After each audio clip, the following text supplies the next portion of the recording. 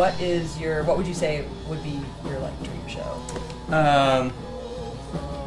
Madison Square Garden with The Who. And John Entwistle and Keith Moon were both alive. Right. That's really a dream. That is a dream. Well, I've been dreaming, but it can't happen, but I've been dreaming of playing on the moon. In the real world, my dream show, I really, really, really want to play like a big festival. I remember when I was like 3 watching like the Woodstock, the video footage like over and over and being like, just the way that they were playing in the daylight and all those people and like the wind going through their hair. Being in the Philippines, we talked about it like just having like Filipino type bands. There's a band around here called The Little Ones. They're all like a couple Filipino guys in there. Christopher from Silver Sun Pickups is Filipino. And then the dream, if we could get the Pixies and Joey Santiago over there too, that would be amazing.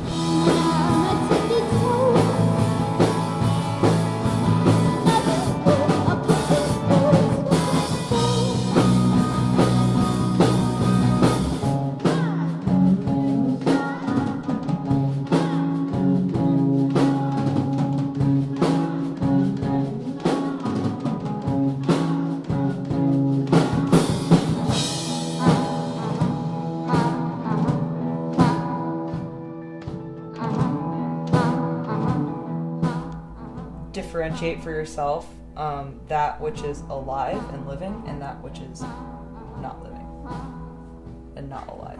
I think everything is alive. So I think everything is consciousness expressing itself. I think consciousness is life itself. And we make this stuff, you know, and it's moving and it has like molecules that are like dense enough to be this and then dense enough to be that. But then it's like water when it moves fast and it comes into steam and it evaporates. Like, where does anything go? Like, to me, it's all like this one thing that gets into all these other little forms, including humans. And then I think when you die, it's like you occupy the same. I think there's more life. I don't have any answers, obviously, because I've never died. Right. But like, that's what I think. That's what I think about a lot. And I just don't think that there's death. I would just go with the standard scientific definition, like carbon-based, consumes some kind of energy. You know, a single-cell organism is alive, but the sun is not alive.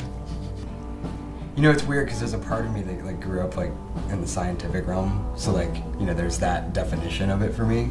But especially being around Sarah too, it's like in the past few years, like my mind's like stretched a little bit as far as like concepts and things like that. So I would find myself agreeing with Sarah that everything is kind of living in a way, you know, like everything is like part of like this flowing universe, trading energies and things like that.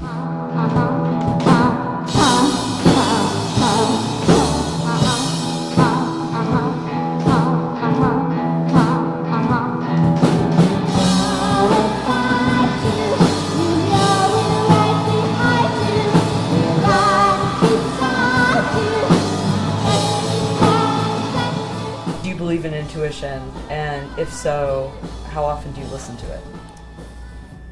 Oh, yeah. The answer is yes. Often. I've learned to. It's kind of like a personal growth kind of thing for me, like to like follow my heart.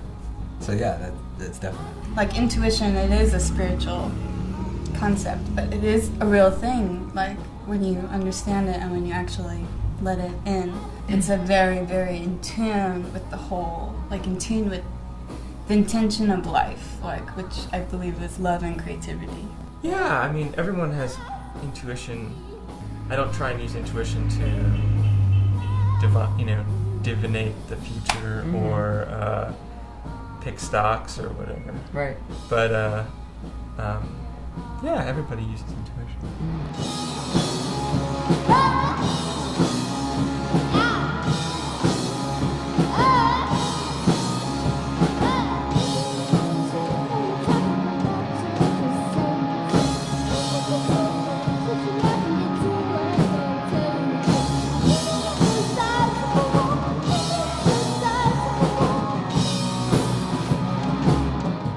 Would you consider yourself woo-woo?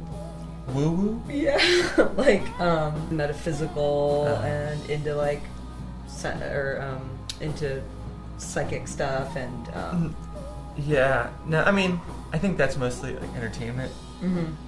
I'm open to, though. I'm open to like yoga, acupuncture, but like stuff like tarot or psychics or exorcism. I don't really believe in it. I think it's like fun to think about. I think you can probably learn a lot about yourself that way. I don't necessarily believe in any of those things.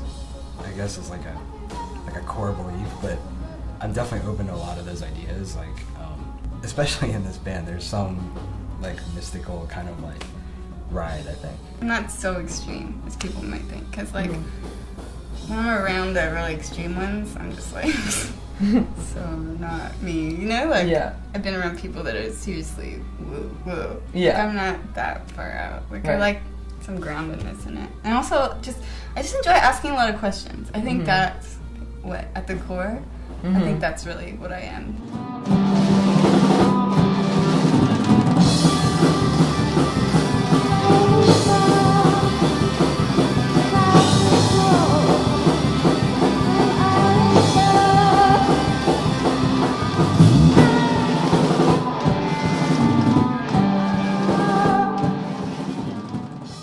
Sarah thinks the sun is alive. Oh, really? Yeah, there's a famous How story is we that did. alive? We did one thing. We were really bored driving one day, and so we started on a tour and we started playing 20 questions. And like you always have to start off with those big questions to like separate. So one of them was living or dead, and Sarah said alive. And we got down to question 2, and there's 2 left, and I had gone through everything, and I had no clue what it was. And finally she's like, "It's the sun." And I was like, the first question I asked is it alive? And you said yes. And she's like, how is the sun not alive? How is it not alive? I still don't understand. Well, wouldn't you say the Earth is alive?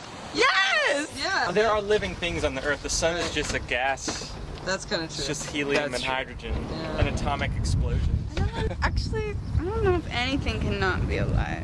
I don't know if I could define anything as not alive. Actually. Even a rock, right? Of course it's alive. Yeah.